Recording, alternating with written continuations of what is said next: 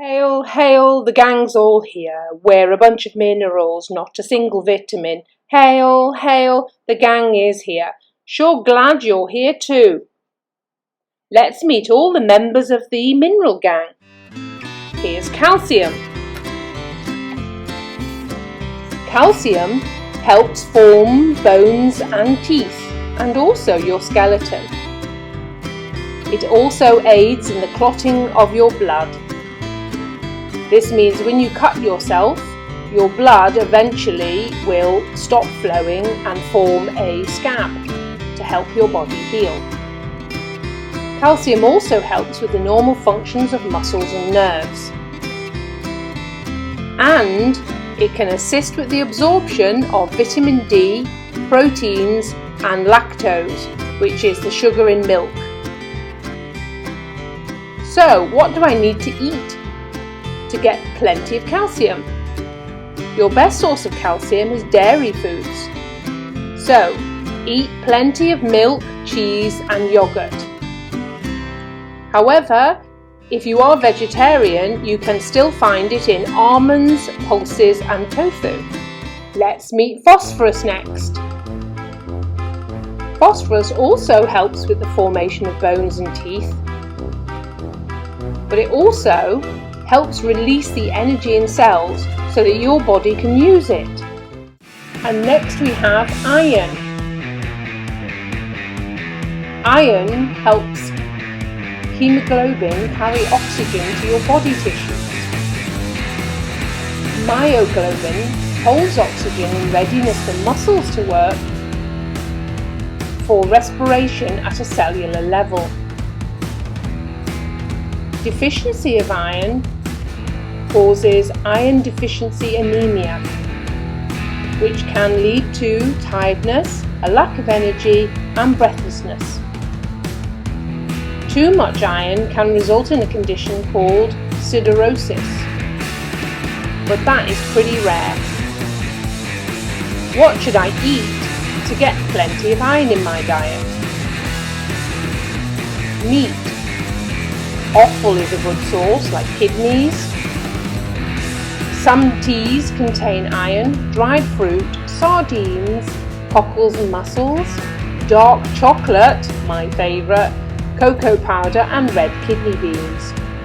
There are also several dark green leafy vegetables that you can eat, like spinach, that contain plenty of iron. Let's meet zinc next. Zinc is an essential component of many enzymes that help processes work in your body. A deficiency of zinc can lead to growth retardation, defects in rapid cell division, particularly skin reproduction and the immune system.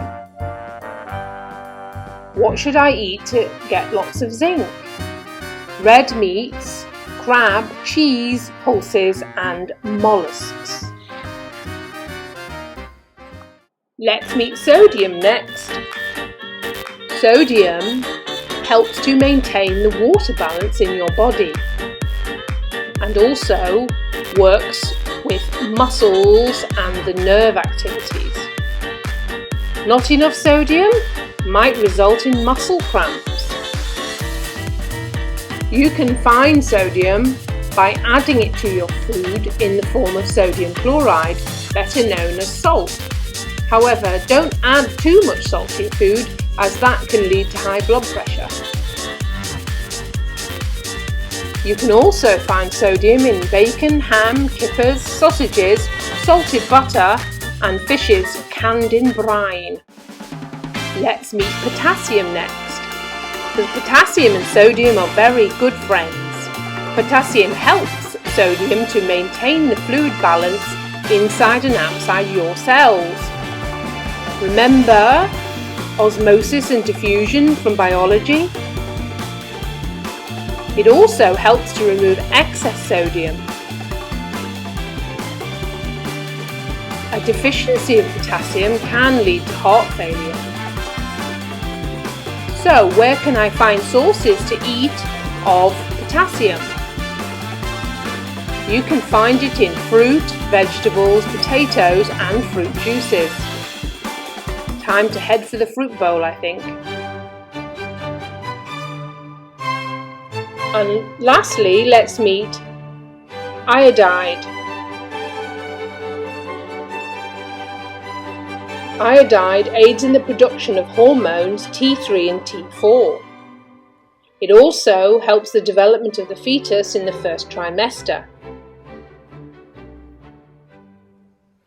A lack of iodide in your diet. This is related to your thyroid, which is in your neck. Goiter. Where can I find a good source of iodide? Seaweed, fish and milk are excellent sources. Also, plants grown in iodine-rich soil.